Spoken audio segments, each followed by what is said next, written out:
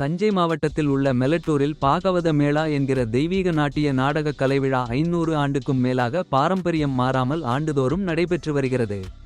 தெலுங்கு மொழியில் படைக்கப்பட்ட இந்த பாகவத மேளா என்கிற நாட்டிய நாடகம் மெலட்டூர் பாகவத மேளா நாட்டிய நாடக சங்கத்தின் சார்பில் ஒவ்வொரு ஆண்டும் நடத்தப்படுகிறது.